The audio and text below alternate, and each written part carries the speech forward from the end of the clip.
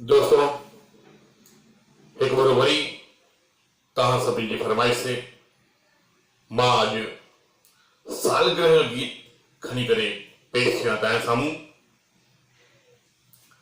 कि उभरी आयो प्यार मिलियो खुशियुनि जो संसार, मिलियो खुशियुनि जो संसार, जोड़ी केॾी सुहिणी आहे, जोड़ी केॾी सुहिणी आहे। उभरी आयो प्यार मिलियो खुशियुनि जो संसार, मिलियो खुशियुनि जो संसार, जोड़ी केॾी सुहिणी आहे, जोड़ी केॾी सुहिणी आहे।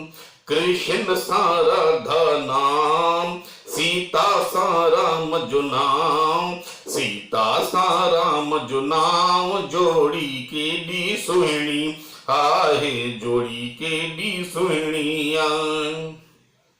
हिन सालगिरह जूं तव्हांखे जन ॿार था वाधायूं, हिन सालगिरह जूं तव्हांखे जन ॿार था वाधायूं, खुशियूं विरहाए वॼाइनि घर प्यार जूं शहनायूं, पोटियूं पोटा न्याणियूं न्याणा जन खुशियुनि जो अंबार। उभरी आयो प्यार मिलियो खुशियुनि जो संसार, मिलियो खुशियुनि जो संसार, जोड़ी केॾी सुहिणी आहे, जोड़ी केॾी सुहिणी आहे।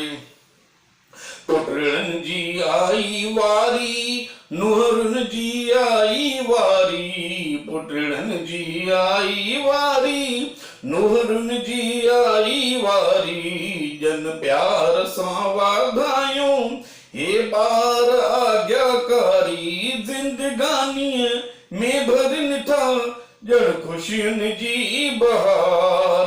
उभरी आयो प्यार मिलियो खुशियुनि जो संसार, मिलियो खुशियुनि जो संसार, जोड़ी केॾी सुहिणी आहे, जोड़ी केॾी सुहिणी आहे।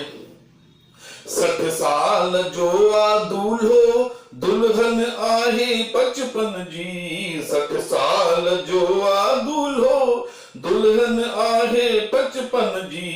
हिन प्यार जी छा चवणी, ॼण ॻाल्हि आ बचपन जी, लैला मजनूअ खां बि ज्यादा हिन जोड़ीअ में आ प्यार। उभरी आयो प्यार मिलियो खुशियुनि जो संसार, मिलियो खुशियुनि जो संसार, जोड़ी केॾी सुहिणी आहे, जोड़ी केॾी सुहिणी आहे।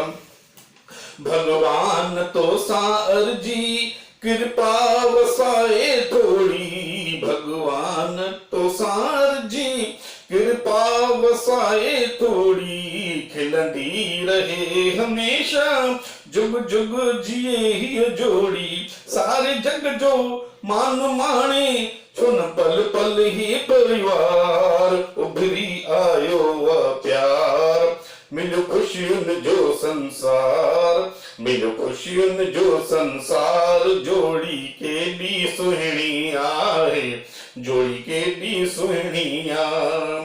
कृष्ण सां राधा नाम, सीता सां राम जो नाम, सीता सां राम जो नाम, जोड़ी केॾी सुहिणी आहे, जोड़ी केॾी सुहिणी आहे। दोस्तों, ही तव्हांजी फरमाइश जे आधार ते मूं सालगिरह जूं वाधायुनि जो गीत लिखियो आहे, जंहिंजे कमु अचे मूंखे कोई दिक़त न आहे।